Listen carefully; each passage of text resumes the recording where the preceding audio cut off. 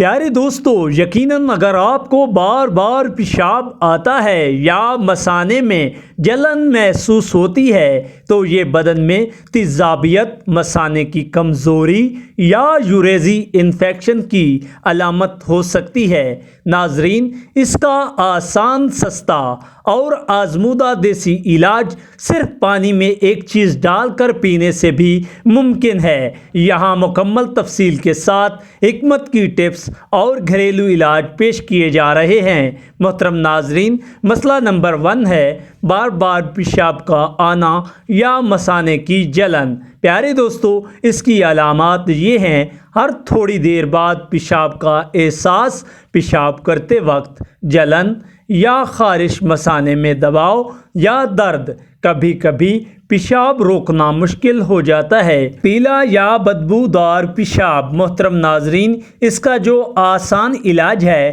وہ یہ ہے: پانی میں ایک چیز ڈال کر پیو۔ اجزاء: سونف ایک قدرتی ٹھنڈک دینے والا، مثانے کو طاقت دینے والا اور جلن ختم کرنے والا نسخہ ہے۔ اس کا جو طریقہ استعمال ہے وہ یہ ہے۔ پیارے دوستو، سونف کا پانی بنانے کا جو طریقہ ہے وہ یہ ہے: نمبر 1، 1 گلاس پانی لیں۔ نمبر 2 ہے، اس میں 1 چائے کا چمچ سونف ڈالیں۔ نمبر 3 ہے، اسے رات بھر بھگو کر رکھ دیں۔ نمبر 4 ہے، صبح نہار منہ چھان کر پی لیں یا سونف کو ابال کر بھی پیا جا سکتا ہے۔ 1 کپ پانی میں آدھا چمچ سونف ڈالیں، محترم پیارے دوستو، اور اس کو 5 منٹ تک ابالیں۔ ٹھنڈا ہونے پر چھان کر پی لیں۔ فائدے: اس کے اب میں فائدے بتانے والا ہوں۔